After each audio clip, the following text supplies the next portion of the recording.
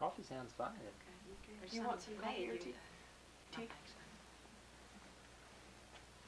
Cream or sugar? No, ma'am. Those little cups up there, the blue and white cups, they go in the microwave, okay? Okay, this is January 15th, 1988. My name is Joe Todd, and this is an interview with Mrs. Betty Smith in Tulsa, Oklahoma. Ma'am, where were you born? I was born in Pine Bluff, Arkansas in 1920, What month and day? December 29th. 1920. Who is your father? My father was Joseph Andrew Witlow.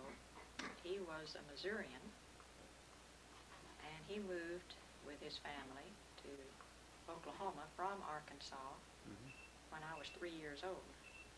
How do you spell Whitlow? Whitlow. Okay. And your mother? Her name was Mary Spencer Witlow. Mary Spencer. She was born in Ennis, Texas.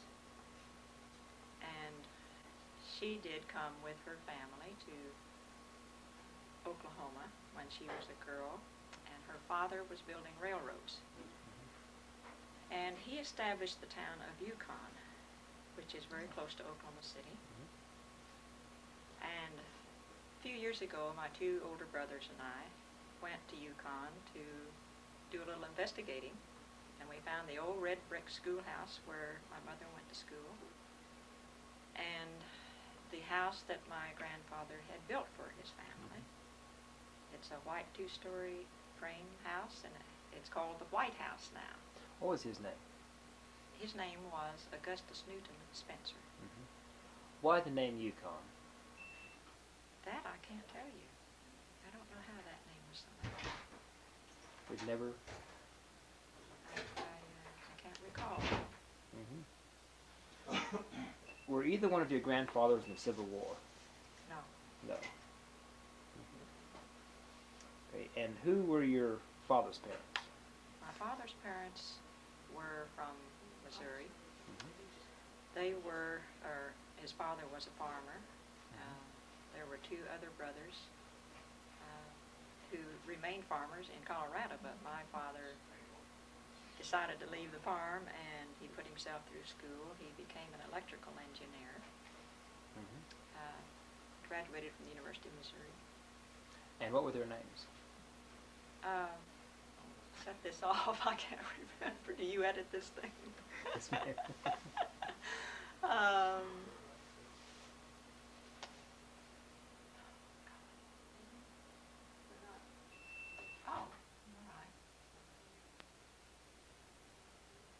Their names were Pleasant Whitlow and Liza Whitlow. Do you have a maiden name? I don't remember Okay. their maiden name. This is my father's parents you're Yes, asking ma'am. about. Oh, thank you. Just what I need. Why did your family move to Oklahoma? Well, my father was with the Arkansas Power and Light, and he moved here to join the Public Service Company of Oklahoma. Tulsa. That was 1923. It was 1924 probably, because my birthday was so late in 1920. What part of Tulsa did the family settle? They settled at the time in just north of Tulsa. And I think the home I remember, I mean, they moved maybe once or twice within 1 or 2 years there. But the home I remember was on North Tacoma, and I went to school at the Pershing Elementary School, which is no longer used. But it was in the Irving Place area. And there was an article recently in the Tulsa World about that area. As a child, had they rebuilt the Greenwood area, after the big race riot? I was not aware of it. That was in 21. I was not familiar with that. And you go through school in Tulsa? I certainly did. Graduated Graduated in 1938 from Central High School, which 1938. this is an interesting thing. My father was with Public Service Company, and the old Central High School is now the locality, or the business building of Public Service Company. They bought that building and renovated it, and it's beautiful. Many of the workmen who did the renovation had been graduates of the school, That's so good. they took great pride in working on it.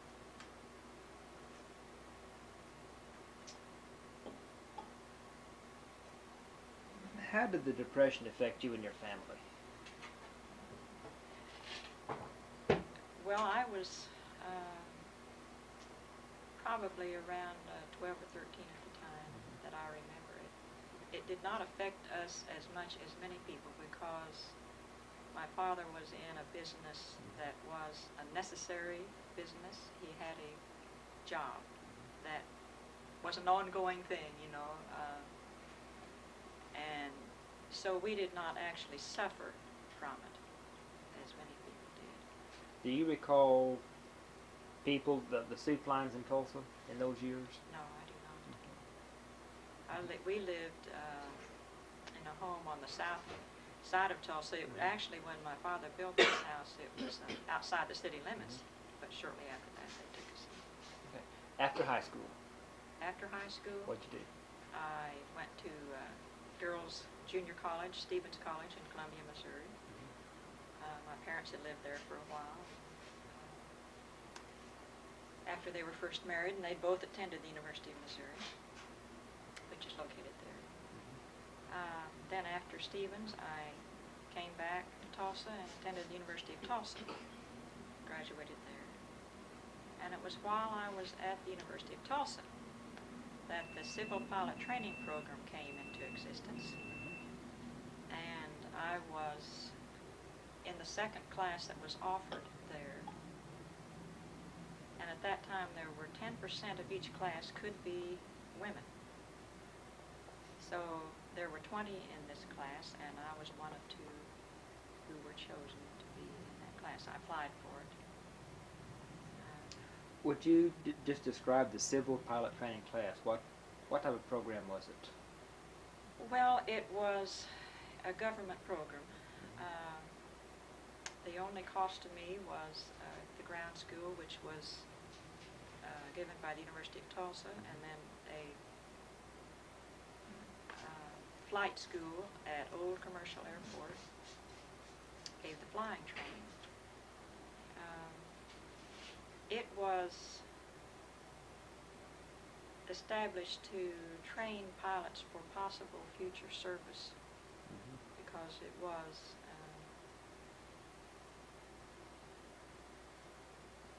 well, there was war going on in Europe at the time, and we had not entered the war. What year was this? This was in 1940 1940. that I began flying. Did you believe that we would get into the war, the U.S.? At that time, it didn't occur to me that we would. I had always had a desire to fly, and where it came from, I don't know, but I can remember as a child, it fascinated me. And When did you see your first airplane? when did I see it? I can't remember when I saw my first airplane. I'm sure I saw pictures first. But I do know that my first airplane ride was my first lesson when I joined the Civil Pilot Training Program. And I was just thrilled. I found it very thrilling. I never felt any fear. Never. It was just, felt very natural to me. What type of Very airplane? That was a Piper Cub. Would you describe your training in this program? What type of training did you receive? Are you speaking of the Civil Pilot Training? Yes, ma'am. Yes, ma'am. Well, we had ground classes at the University of Tulsa, which we learned about weather and theory of flight and all that sort of thing. And then we actually flew with a flight school operating out of this old commercial airport which now has a shopping center on it. Where was it located? It was located at 61st and Yale, on the northwest corner, which is catty corner now from St. Francis Hospital and all the more buildings out there. So I was bitten by the bug. You've heard of that, perhaps. Yes, ma'am. I just liked to go out to the airport and just stay all day.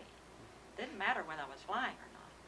I just wanted to sit around. I think they called it hangar flying in those days.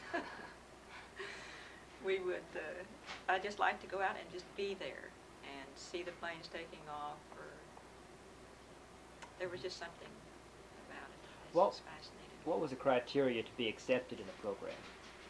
Why were you accepted over the other applicants? I don't know how many applied. It was a surprise to me that I was accepted because I had no experience in it and I was quite shy. And I had to apply to the dean of the engineering school, who was completely unknown to me, but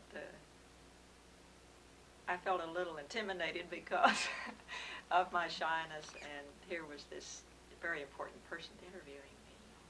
But I managed to talk myself into it because I wanted to so much, but it was difficult for me. What was the reaction of your parents? My mother, bless her heart, was very supportive. She was nervous about it. And I did need my parents' permission because I was 19 at the time. And I found out later, although they signed the permission, I found out later that my father was not actually aware that I was going to be in an airplane. He thought it was simply learning about them. But it was too late by the time he found out. And Mother has told me that her friends would say, "How can you let Betty do such a thing?" You know. So she took quite a bit of flack from her friends, but she knew how much it meant to me. And then she became my first passenger when I got my license, my private license. She agreed to be my first passenger, and I remember she got in the little Piper Cub airplane, and she was sitting in front of me, and there were the struts inside, and she was hanging on. And so that would keep her from falling out of the airplane, or so the whole airplane wouldn't fall. She was nervous, but she was a good sport. Tell me about the day you soloed. Well, the day I soloed after 8 hours of instruction, which was normal. And naturally I had a few butterflies, but I took off, and I remember this, that when I came in for a landing, I figured that I had misjudged. So I gave her the gun and went around again, which was okay. The instructor didn't blame me for that at all because he thought that was good judgment. And I knew that I was not right for that landing. But I made it. There wasn't anything to it except to take off, do a little flight pattern around the field and land. How long did the flight last? Probably 20 minutes at the most. And how long did your training last for this program? Let's see. That first flight, my first instruction and my first flight was October of 1940.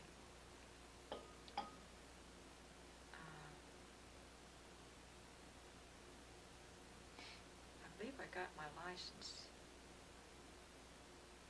in February, as I recall. Of It was 41. cold. Now, what could you do with this license? Well, it was a private pilot's license. I bought an interest in an airplane with 3 other people, a young man who had half an interest, and Margaret Ann Hamilton, who was the other girl in the civil pilot training class, and I each bought a quarter interest in it. And a Piper Cub, 40 horsepower. Had no compass. Very bare, but we had a great time in it. You know, just flying around Oklahoma and just having fun. Who did the maintenance in the airplane? Mechanic out at the commercial airport. Had you been given any training in the mechanical side? Nothing in mechanics as such. Nothing in the way of repair or maintenance that way. Okay. And did you graduate from the University of Tulsa? Yes, I did. What year? 1942.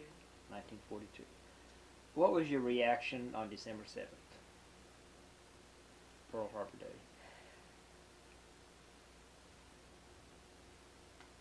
Well, it so happened that I had been accepted into the WASP at around that time, just beforehand, around the 1st of December, because I reported on December the 15th for training. So, well, it aroused a good deal of excitement. And of course it strengthened our feeling that we were going to do something important, you know. And yet we had no feeling that it, at least on my part, that we were going to be any part of history. That is the WASP. I'd like to get just a little history of the program, the WASP. Yes. When was it organized? Who organized it? The WASP training program was organized by Jacqueline Cochran. Before that, she had taken some women pilots to Great Britain, to England, to fly there. Also, Nancy Love had organized 25 women pilots, as I recall, and they flew over there. But the training itself was begun by Jacqueline Cochran. General Hap Arnold, the Air Transport Command, backed her in this. What year? This was 1942. I was a member of the second training class. The first training class reported in November, and this was in Houston, Texas. This is not generally known that the program began in Houston, Texas, because later, when the third class and the fourth class also reported to Houston, but during the time that they were there, the program had expanded to the point that they needed a base of their own. So Sweetwater, Texas, where there had been a men's training program, was used for the women then. When they first arrived, there were still some cadets there. Why Houston? I don't know why Houston was. It was a contract with a school there at the old Houston Municipal Airport. And we were given accommodations in a motel, and we were transported to the Houston airport every day in a bus, so to speak. It was quite a contraption. How many girls were in your class, in your program? 43 graduated 43. in my class, I think. Let me take a moment to check this out. Oh no, that's in my, go upstairs, honey, and get my, is this still running? Go ahead. In the center drawer of the desk, in the back on the left side, is a WASP roster. It's a dark blue cover. Maybe I can get some information from that.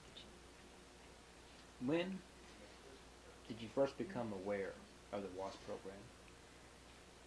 Well, after I graduated from the University of Tulsa, I worked for a little while in an office downtown.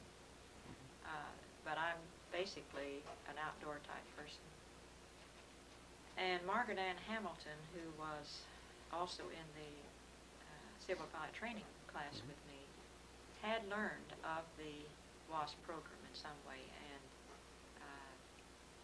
she's the one that told me about it. In the meantime,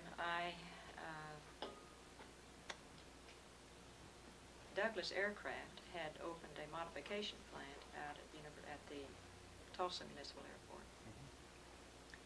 And they were modifying B-24s. And I applied to work out there. I thought I would enjoy that a lot more than working in an office. And so I worked there only 6 weeks before I learned about the WASP, made application, and then reported for training. Okay. How would you compare your training in the WASP program to the civil pilot training program? Well, when the WASP training first began, one of the qualifications to apply was that you needed a private pilot's license and 200 hours of flight time. So it was different in that although we had civilian pilot instructors also at that time, and I think all the way through the program they had civilian instructors, they were supervised by Army. And we had Army pilots as check pilots, and we flew later Army airplanes. But in the beginning, the program, when it first began, we were using a lot of civilian airplanes, different types, before they were furnished with military type of airplanes, the training planes. What was your salary in this program? When we were students, it was $1,800 a year, and we were paid by civil service. And then after we were signed to our bases, upon graduation, our salary was $3,000 a year. Now, were you considered civilians, military, or what was your status? It was very confusing. We were civilians. We were paid by civil service always, but we were given a lot of privileges of officers. We stayed in BOQs, we ate at officers' mess, but we had none of the benefits such as insurance, that sort of thing. What type of uniform did you wear? In the beginning, we had no uniforms. We wore khaki pants, khaki overseas caps, white shirts. That was about it. And of course, they gave us leather flight jackets in cold weather. It wasn't until we had been, at least my class, I don't know when it was that the others received their uniforms, but we had been flying for some time before we received a uniform. And it was specially designed for us.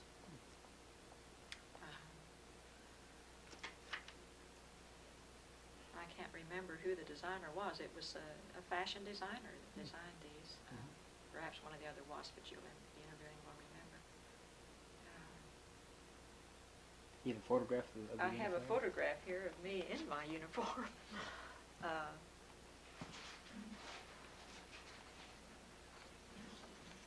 You get that? Yeah. They were blue, not navy, but a little brighter than navy. Consisted of the cap and the jacket, skirt, and trousers. And we furnished our own shoes. Your own shoes? Our own shoes. Okay, thank you. When I was flying one time through New Mexico, RON, that means remain overnight, in Phoenix. We were grounded there for days, and so I decided that it would be a good time to get some pinks. Do you know what pinks are? Pinks and greens? Yes, ma'am. These were pants that the officers wore a lot, and they were much more attractive than what we were wearing at the time. So I went into town and went to a clothing store. This has to be a men's clothing store. We had no women's uniform. So I think that was the first time this tailor had ever had to alter a pair of pinks for a woman. And he was very, very nice about it. He was quite interested. Now, were you authorized the pinks Oh, and yes. greens? Oh, yes. It was simply a matter we had to furnish our own. Mm-hmm. What rank did you have? Did you have We a had rank? no rank. We had no rank. What about chain of command? Well, we did have a commanding officer within our own unit. Now, was this It still was in one training? of us. It was one of us. And in our own BOQ, you see, in our own complex there. And then who was her commander? Well, it would have been the commander of the base. I was given orders to report to Love Field in Dallas, Texas, where the 5th Ferrying Group of the Air Transport Command was located.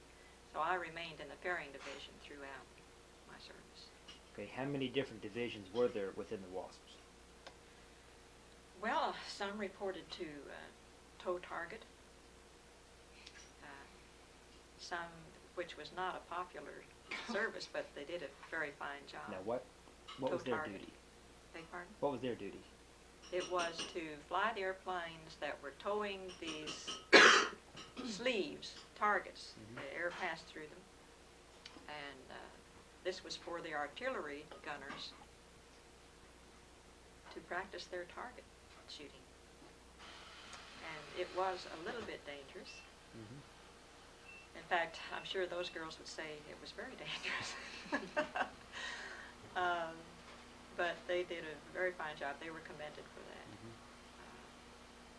Then some flew weather, some flew maintenance, sort of so-called flight testing after maintenance. There were many levels. Now, what were your duties in the Ferrier group? In the ferrying group, there were 4 groups. I was based in Dallas. Some were in Michigan, some were in Delaware, and one group in California, at Long Beach. And we would pick up airplanes at wherever was designated on our orders and deliver them to a certain destination. At Love Field, we were very close to Henley Field, which had a naval air base, but also North American had a plant there. And they were building P-51s. So those of us at Love Field ferried a good many P-51s. And they usually went either to the East Coast or the West Coast for debarkation. Sometimes we never knew what kind of airplane we were going to be called to fly. That was one of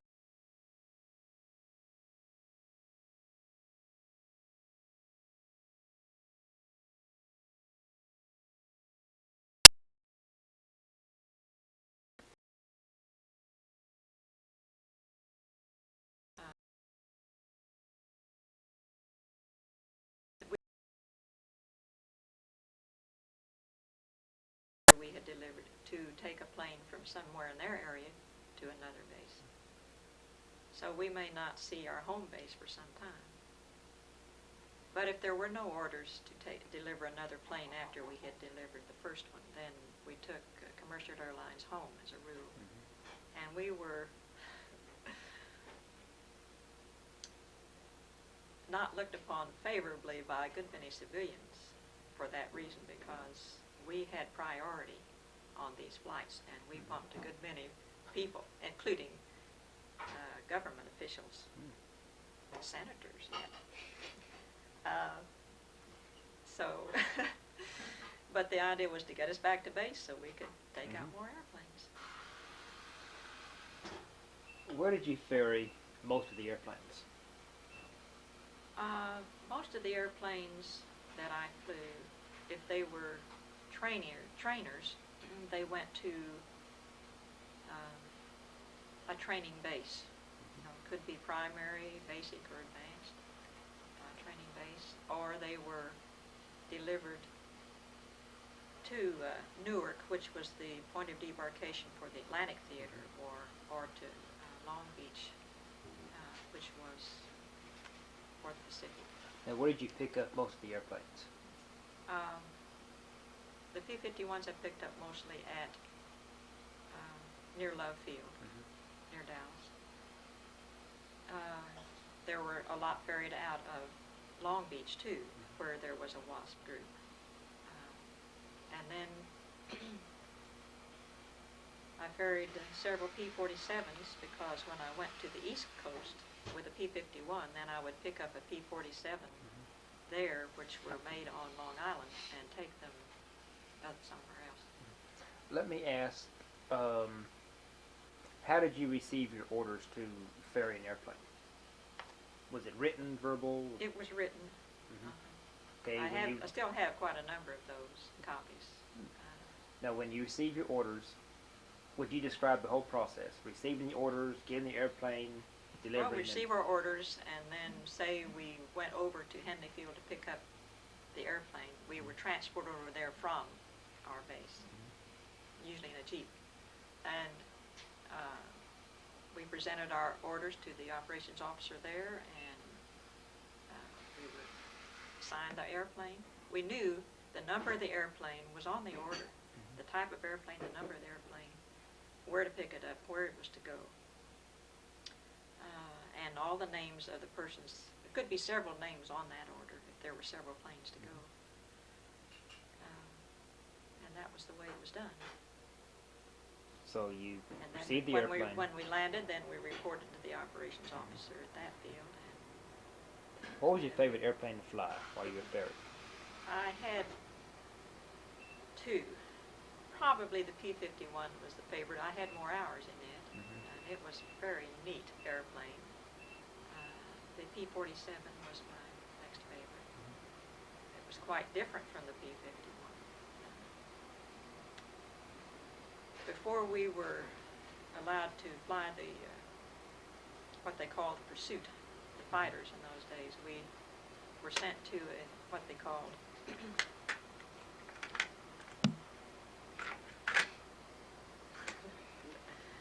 we were sent to a pursuit school. And can you imagine this? The one I went to was in Palm Springs, California. Rough where duty. I spent a month. Yes, it was. There were lots of fun things about this. So there we learned to fly the P-39, the P-40, the P-51, the P-47. I ferried one or two P-40s. I never ferried a 39. They were not in our area. And they were not many of them then at that time. They were superseded by the 51 and the 47. Of course, the P-40 was the one that was in the Pacific when the Japs attacked. So I won't say anything derogatory about it, because it was wonderful, and it's what we had and it's what we used. It was not as comfortable an airplane to fly by any means as the 51. The cockpit was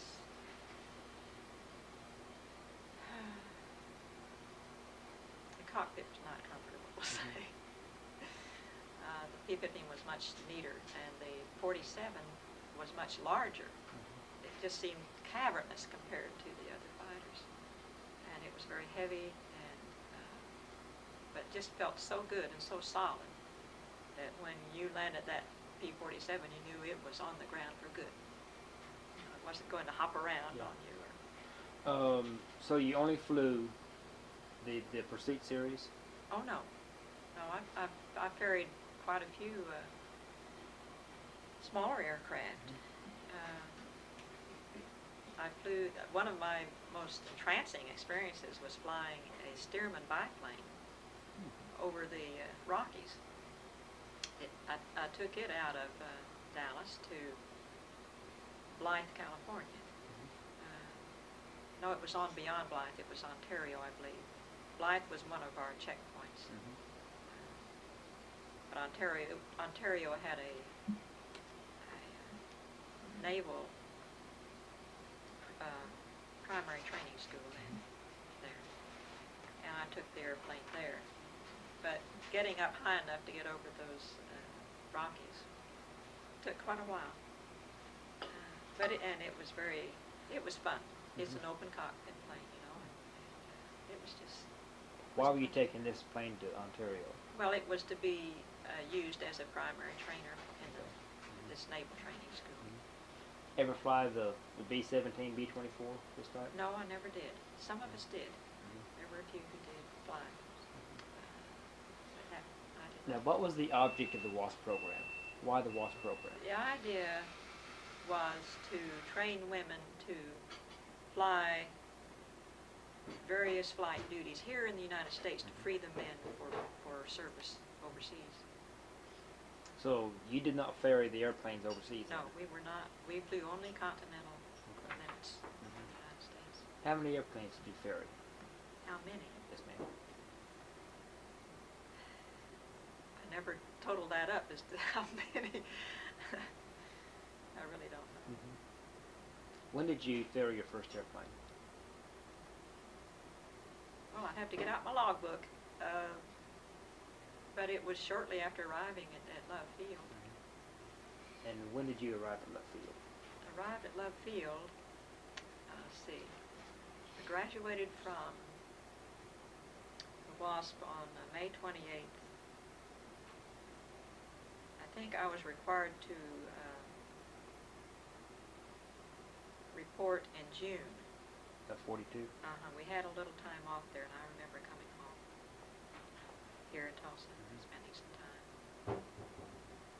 So it would have been in June sometime. Tell me about, do you have a commencement exercise when you graduated from the WASP program? Yes. With my particular class, we ferried all the airplanes to Sweetwater and had our graduation ceremonies there. The first class, training class, was graduated at Ellington Field in Houston. They had a ceremony there. Then, as I stated before, 4 classes began training in Houston. The 3rd and 4th classes were transferred in the midst of their training to Sweetwater. So the 1st and 2nd classes were the only ones to complete training in Houston. The 1st class had already left by the time we completed our training, and so we ferried all the airplanes then that we were using over to Sweetwater and had our graduation ceremony there. Tell me about the ceremony. Well,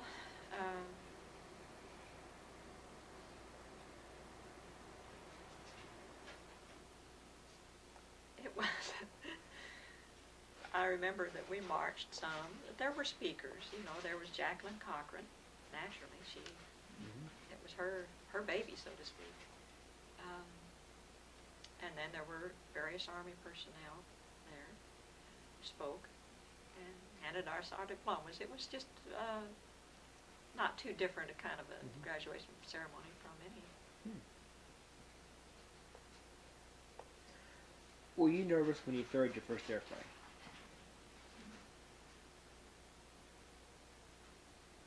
I don't remember actually what the first one was. If you want me to take time, I'll go get my logbook and I can tell you that. I remember being nervous at the first time I flew an airplane by myself that I'd never been in before. And that was after I reported to Love Field. I was given an A-24 to fly. This was in preparation for flying other types of aircraft, but it was single-seater. It was also known in the Navy, I believe, as an SBD.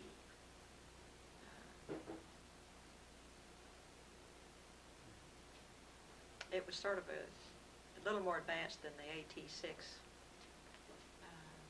and of course it didn't have a place for instructor, so a little more power and all that, so I was a little bit nervous about that, but I had no difficulty. Were you given training for the different types of airplane? Well, they're all basically the same. No, I wouldn't say they're basically the same. Well, it's the same principles of Yeah. flight, of course, but no, they all behave differently.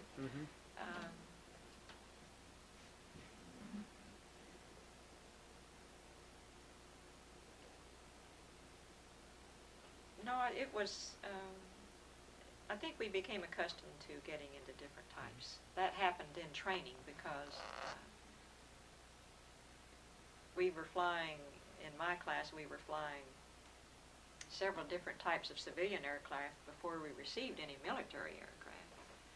And the ones that we did receive for primary training eventually were the PT-19, which was a tandem seater, open cockpit, low-wing monoplane. Then there was the BT, basic trainer, 13, and the AT-6. And an interesting thing is the advanced trainer for those days eventually became the primary trainer before the cadets began flying the jets. Then, of course, now they don't fly anything but jets to begin with. Ever have to make an emergency landing in the program? Only on purpose. Only on purpose. I mean, during Yeah. instruction. No, I never had to make an emergency Any landing. incident that you became frightened or scared? Well, a little uneasy. I remember flying south one time and over parts of Tennessee and Kentucky where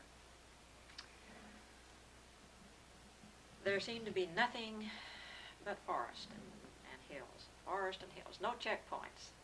And it was getting toward dusk. And I had never flown over that particular area before. And before I could find a checkpoint, I began to think, oh, it's getting dark. And I don't see anything familiar at all. And I was a little nervous, but eventually my destination showed up. Did you carry parachutes? Oh, yes. Absolutely. Had you been given training in?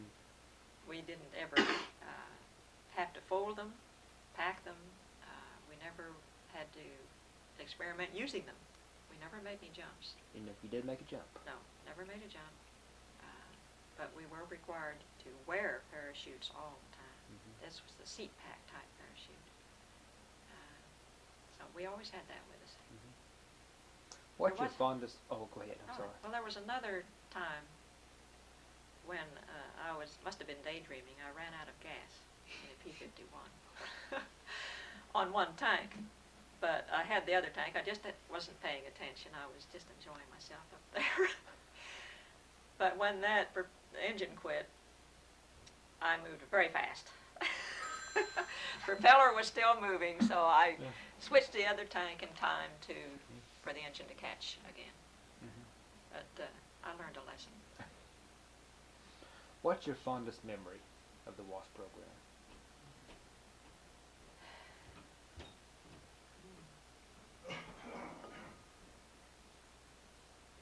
You mean a particular incident?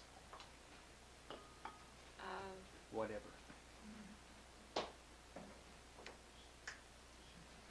Just Let me shut this off. no, she can go Okay. upstairs. Just doing this thing, it gave me a sense of self-worth.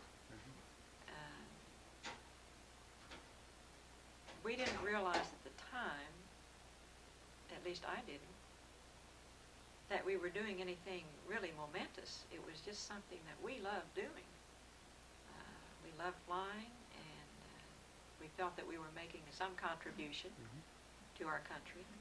Of course, World War II was what you might call a popular war compared to Vietnam, for instance. So, just the whole experience was simply marvelous. It was very difficult to give it up. We were disbanded when it became apparent that the war effort was winding down. Some of us continued to fly in various capacities. I married and within a year moved to Venezuela. I didn't have much opportunity to fly after that. Venezuela. Yes, my husband was in geophysics. Okay. And then after that, I lived in Mexico for a while. and then came back to the States. And by that time, I had the third child on the way, and having later a fourth, and so I felt somewhat grounded. Mhm. I do not fly now, and I haven't for many, many years. But my memories are, I'm just very fond of that period of my life. It was extremely important to me. What year were you disbanded? In 1944. 44? Yes. Mm-hmm. Any particular incidents besides running out of gas that time that you can relate? Oh, yes. Could you just relate some incidents that happened? Well, after graduating from pursuit school there at Palm Springs, I was given orders to pick up a P-51, or P-40, a P-40, and take it from Long Beach up to Oakland. And it was supposed to go out on a boat for the Pacific Theater that day that I delivered. So I flew in and I got clearance from the tower to land on a certain runway, and there was no problem. Everything was fine. I landed. I was still rolling, just had landed, was rolling at pretty good speed down the runway, and I caught a glimpse out the corner of my eye. Of course, the P-40's nose sat very high in the air, and you couldn't see anything in front of you, and not much outside except over here. So I caught a glimpse of this small airplane. I mean, very small. A small trainer of a Piper Cub or Taylor Craft type, coming toward me on a taxi strip or another runway. I wasn't sure which, but I was so close that I could see the expressions on the two people in the plane, which apparently was a student and an instructor. Why they were given permission to do that, I don't know. But just as I saw them, the tower came on and said, P-40 on the runway, and that's as far as he got. Because I put my foot on the brake, because I would have just chopped them to pieces. Because I couldn't stop fast enough, you know, if I kept on. But I just put enough pressure on there that the nose of the plane just gradually went over onto the prop.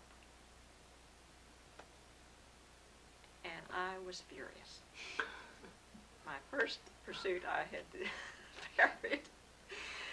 And the tower never came back on the air. Never completed anything, message to me, except they had cleared me and then said, P-40 on the runway. Was too late. Either the other small airplane had not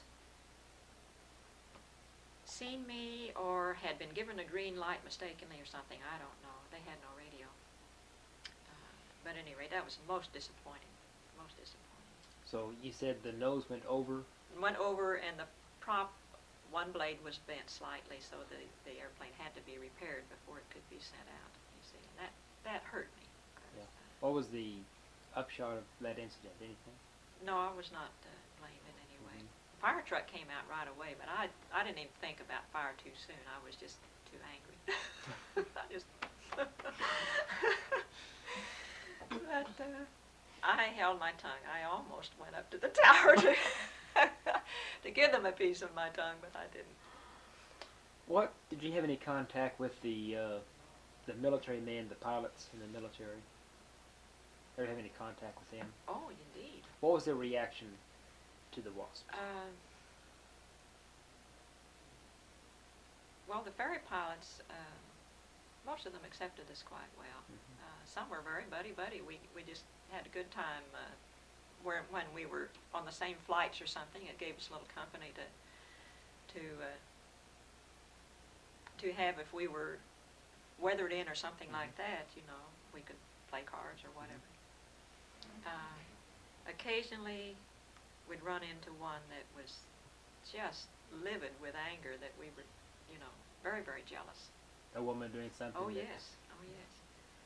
But on the other hand, I remember flying into Atlanta one time with another WASP. We each had P-51s, and she had pulled into parking just before me, and I saw this, and as she was getting out of her airplane, there was a young private standing nearby, very young, red hair, and his mouth literally fell open.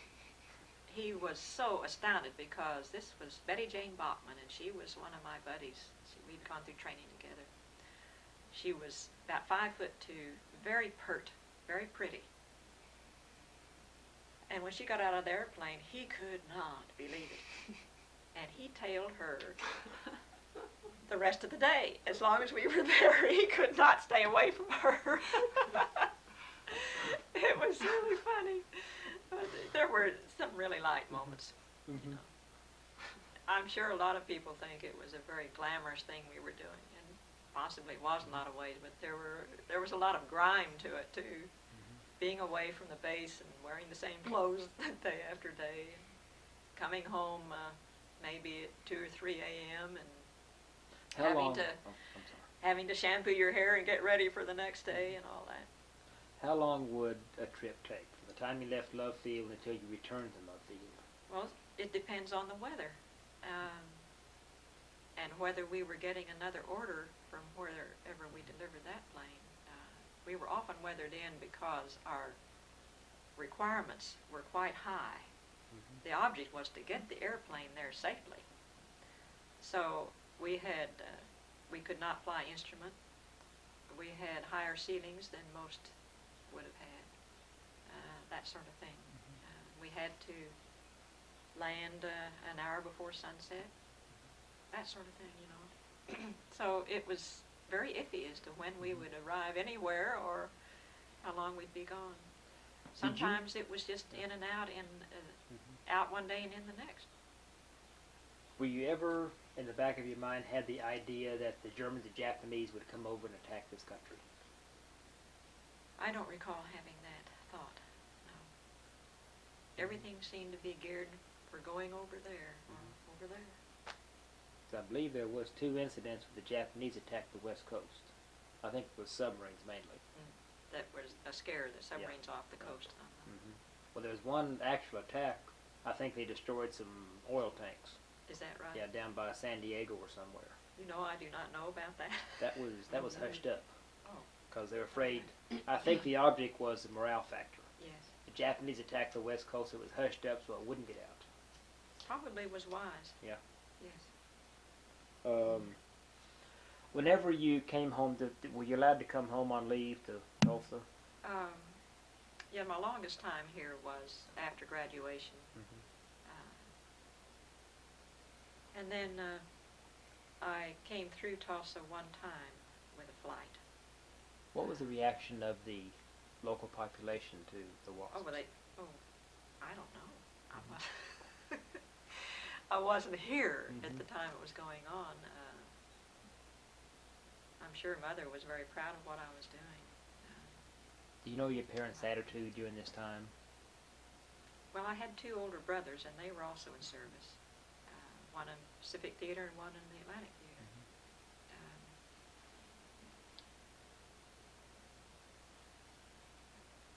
Well, I think that's something you have to ask parents, you know, how they feel. As it so happens, we all got home safely. But my parents have been dead now for a number of years, 30. If I could ask a question. Yes. If I ask a question, the WASP program is, how would you answer that? The WASP program is? What would your answer be? The WASP program, to me personally, is the most important event in my life.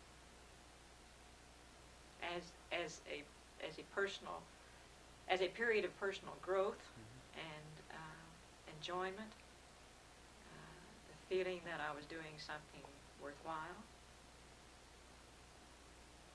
It was the most unique thing that's ever happened to me, put it that way. What about the camaraderie between the girls in the program? Oh, extremely high. Extremely high. I remember seeing on a program about the WASP on television, Yes. and this I think was on 60 Minutes or something. And they talked to some parents whose daughter had been killed in the program. And how many girls were killed in the program? Do you know? I don't have that figure on the tip of my tongue. I do know that the rate of fatalities for the women is the same as for the men, within like 0.02%. Mm-hmm. So we were capable.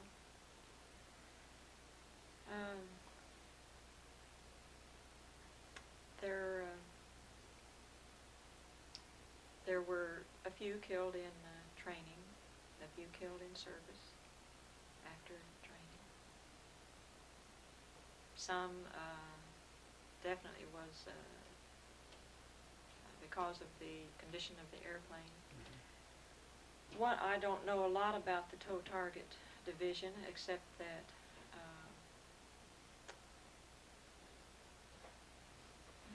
many of the airplanes they were given to fly and with which to tow the targets were in extremely bad mechanical condition. One WASP was killed because she could not get the canopy of her plane open. It was that simple of difficulty.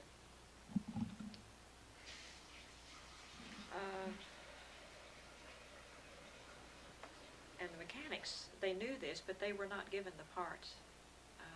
This was quite a bone of contention. And I think Jacqueline Cochran finally got that straightened out, and they got some decent equipment to fly, but it was after there'd been a lot of danger and fatalities in that division. Why were not the WASPs recognized as veterans? You would have to ask the Congress, because there were certain individuals at that time that were very, very much averse to having us militarized.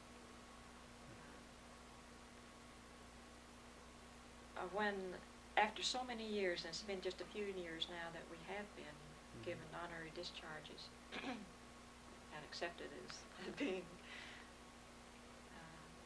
true military personnel, General Hap Arlen's son was one of the persons that supported this movement to get recognition for us, because he knew that his father had always wanted it.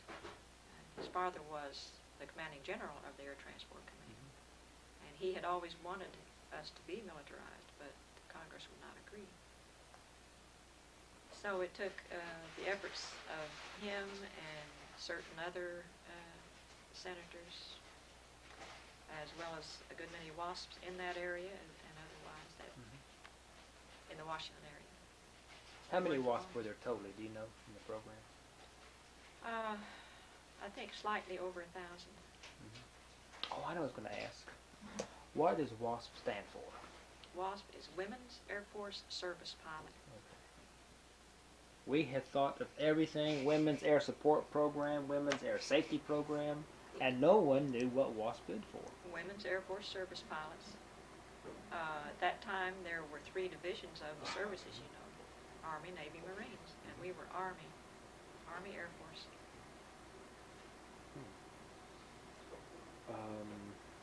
What's so amazing to me is to see the number and the caliber of the young women who are in the Air Force today. They are marvelous, beautiful, and they're flying the jets, and they are instructing men in the jets, and they're flying the big planes, the big transports. They're flying everything except combat. It's amazing. I've met several of them. Anything else about the program that we haven't covered? Well, I'm sure this could be a lot, you know, and each WASP has their own experiences and their own feelings about it, and as you interview more, I'm sure you'll find that's true. It was just unique, wonderful experience for me. And I would do it again if I. Do you have given any the opportunity. questions that you? Well, I had many as it happened, but I can't remember. The Air Force now is not part of the Army, though. Right? No. It's the Marines. No, honey, the Air It's Force. the Navy. Navy. No, Air Force is the Air Force. Okay. The The Marines Navy are is part the- of the Navy. Well, officially, they come under Navy Department. Because you have the Department of the Army, Air Force, and Navy. Then under the Navy is the Marines.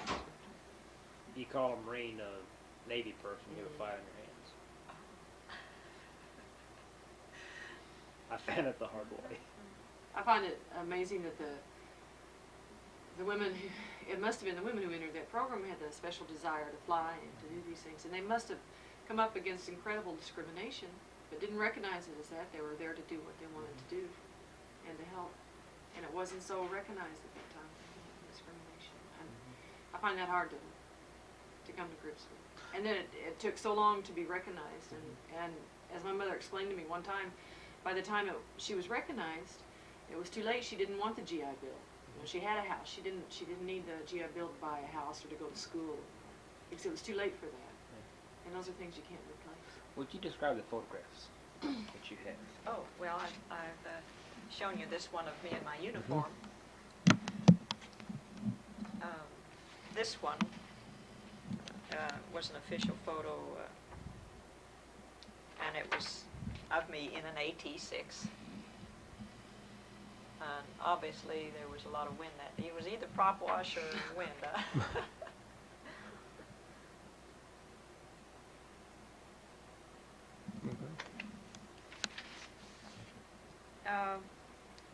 This one was taken of me and Marianne Hamilton with our instructor, Henry Fry, in the Piper Cub that we learned to fly in here in Tulsa during the Civil Pilot Training Program. What did you do with Mark- your airplane that you had bought? So am I interested. Okay. Margaret Ann here later married General Tunner, who at that time was Oh, commanding general. okay. So that was after, of course, Mm-hmm. there was no longer a WASP program. Now the wings you have. Oh, my wings. These were the wings of the second class. On it says 319th, W2. W2 stands for Women's Second Class. 319th was the name or the number given to the training detachment in Houston. 319th Army Air Force Training Detachment. Mm-hmm. And there are no others like these except with my class. The first class has W1, third class W3. Later on, I've forgotten which class it was, they had the official Air Force wings. Mm-hmm. So And you said one they're a collector's item now. of the ladies has the original WASP. Was it you or Miss Harding told me that one of there's some have the it's the insignia. It's an actual WASP.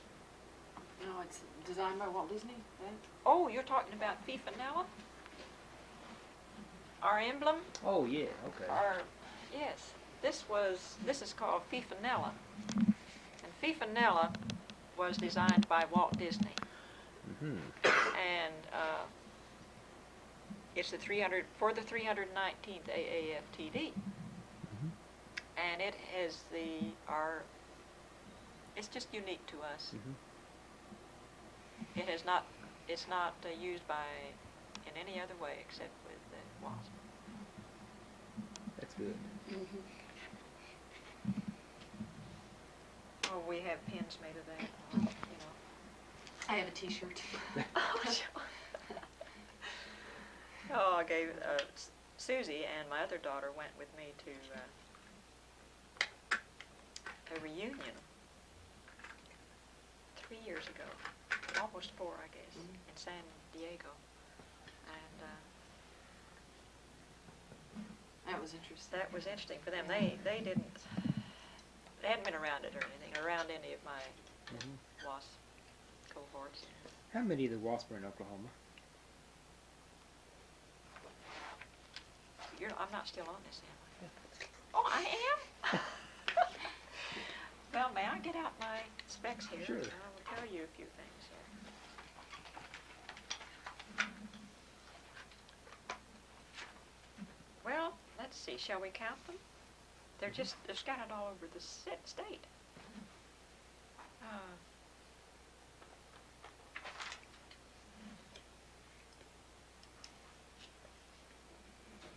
There are 29 listed here, and this was a 1986 roster. One of the dormitory buildings at Tinker Air Force Base is dedicated to a WASP that was an Oklahoma named Paula Loop, and she was in my training class. She was killed in service, and so there is a building there dedicated to her, and I remember going to the dedication. My other daughter went with me that time. Is there anything at the Air Force Museum, Wright-Patterson, about the WASP? Yes, There is? there is. And also in the Smithsonian, there's a small display of like a figure with like the uniform and all that. In fact, all around the country, they're doing things like that. In fact, there is over in Oklahoma City too. I'm not just sure what. I haven't seen it. At the 45th Division Museum? I don't know which museum it is. I think it's something fairly recently. They've tried to organize it fairly recently. But some of your Oklahoma City group are going to be able to tell you more about that, I think. Have you seen the monument in Oklahoma City, the Veterans Memorial that Yes, we're I building? have. Yes, I have. They have that one panel to the women. I saw that. In fact, Jay's the one that put me in contact. Yes. He told me about it, and we were over there on New Year's Day, as a matter of fact. Of course, you had a good bit of ice, but we managed to slip and slide our way up to look at this monument. In fact, I was just at his studio last week and went over the drawings for Vietnam Memorial. And I flew helicopters in Vietnam, so we went over and discussed exactly what should be, what shouldn't be, and all that. I've never been in a helicopter. I would like that. I love them. I like that. Well, I think we have a good interview. Anything else? I can't think of anything else just offhand. There's lots more, I'm sure, but I think we've covered it pretty well. Okay. Thank you. I appreciate it. Thank you.